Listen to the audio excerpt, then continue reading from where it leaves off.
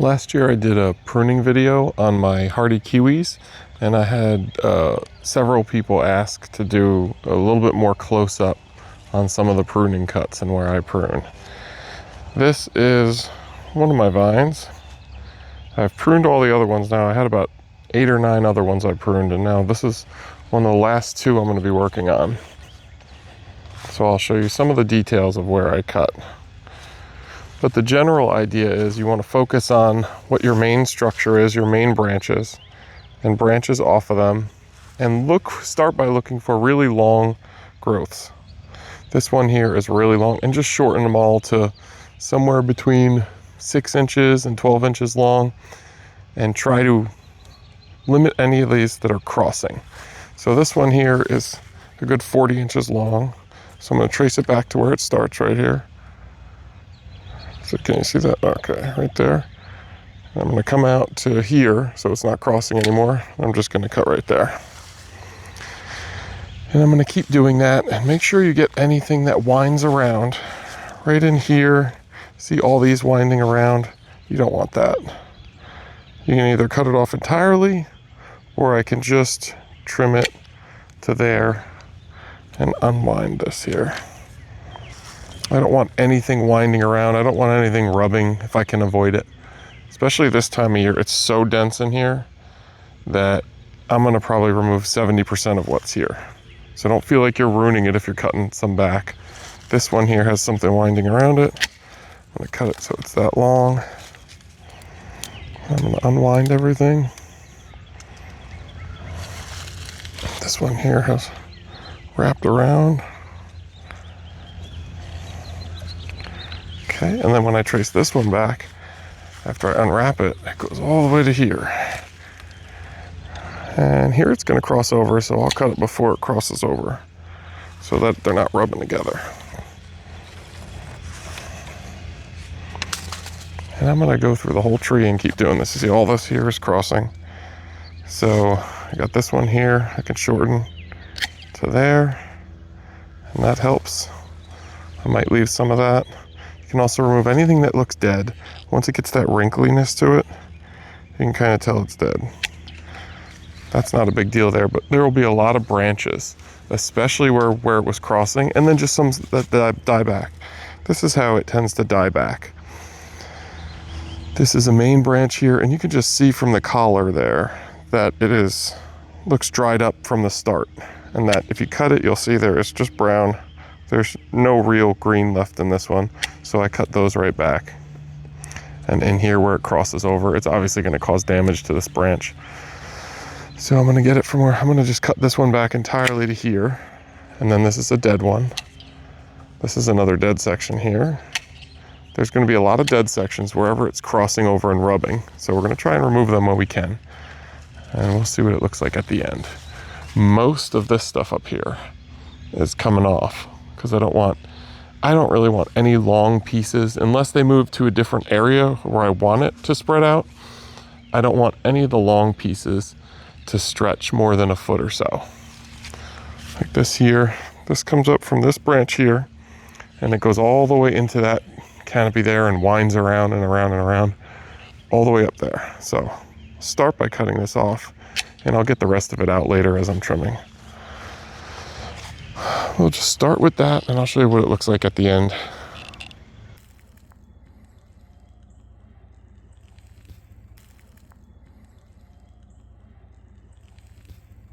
Okay, and this is what it looks like when I'm done with it.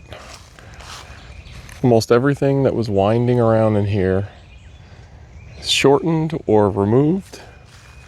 Most of the crossing branches are dealt with.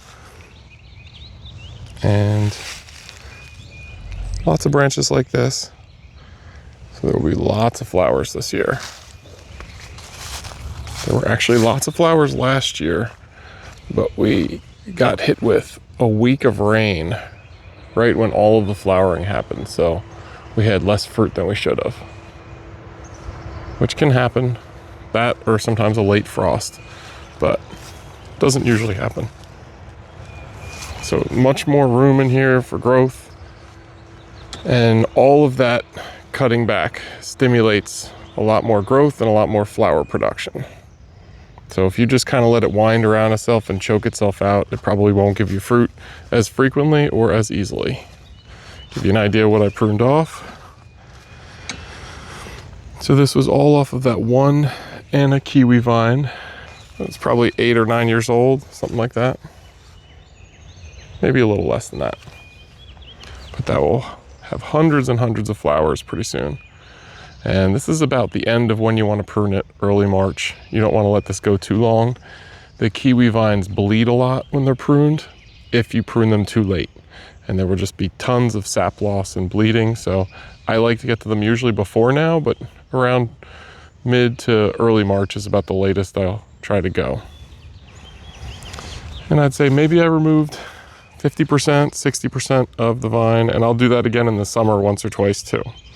So although it seems like a lot of work with the hardy kiwis, it's actually one of my favorite plants to grow, partly because of the pruning. If you're scared of pruning your plants, this is a great plant to start with because you just kind of have to. It will just grow way too much otherwise, and you get to kind of see the results of pruning. You get to see that because you cut so much off this plant, it actually does better and it fruits more. Lots of new growers are afraid to prune because they think they're going to kill it or damage it. But just sharpen your pruners, keep sharp pruners, use a little bit of alcohol to sterilize them before you prune, and other than that, you can cut off just about anything on a hardy kiwi vine without really damaging it. I could even prune more off of this guy, but I removed more than half of it, so I think we're good there for right now. And on to the last one. These are a few more of my hardy kiwi vines. This one here is a male vine that flowers for me every year, and this one I already pruned, so not a lot of crossing branches. Normally I would like to limit them to one main stem from the bottom, but this one originally had 2 and I just left it. But I shortened a lot of these, and this whole vine was grown into this one over here, which is another female vine of mine that I also pruned a couple weeks ago. One of my goals in pruning these is to make sure I separate them. And this is the oldest one of the oldest ones. This one is another female vine. This is the last one I haven't pruned yet. These 2 over here are already pruned. This last female vine is 18 years old, and it's the only one I haven't pruned yet. It's got a nice big trunk. It sprawls everywhere, so I'm going to limit some of this growth because it comes into the other vine. But mostly what I'm going to be concentrating on is unwinding and pruning all of these long, whippy growths in here, so that in the end it'll look more like something like this branch. So I'm going to remove a lot off of this one. And this one is usually my heaviest producer. Produces hundreds and hundreds of fruit a year. Right now it's still very dense in there. A lot of these I start just by finding the really long branches and just tracing them all the way back. This one is actually inside here, and this is that same branch. It's about 8 feet long.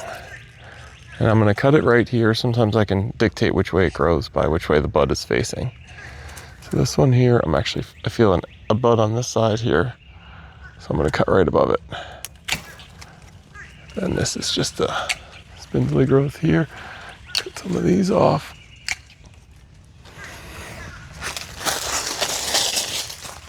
And I should be able to start to pull this one out.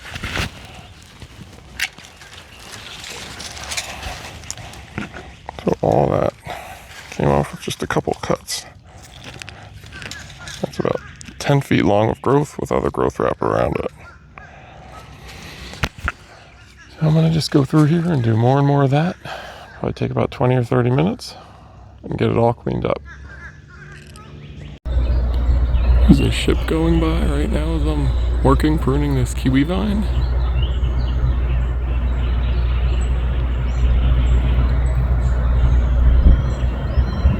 Just finished pruning my oldest vine here. As you can see, it looks much more sparse than it did before. All of the branches have a little bit of separation. I could prune it more, but I got probably more than half the vine removed. Maybe 2/3. This is what I cut off of it. And these are just some of the better ones that I saved for cuttings. When I do cuttings of the hardy kiwis, I like to do cuttings of the vines of mine that fruit the best and are the oldest. This one's 18 years old, so this is the one I use for my Anna kiwi cuttings most of the time. Final destination for a lot of these prunings from the hardy kiwis is the compost mountain here. And I would suggest having a compost pile if you have a hardy kiwi, because it creates a lot of material, and that's great material to go right into the compost. With everything else, all the kitchen scraps and all that, this compost pile is an enormous cold compost pile, so I just rotate where I add the compost to every year or two, and then I go to a spot that's more than 4 or 5 years old and dig that out and use that when I need it.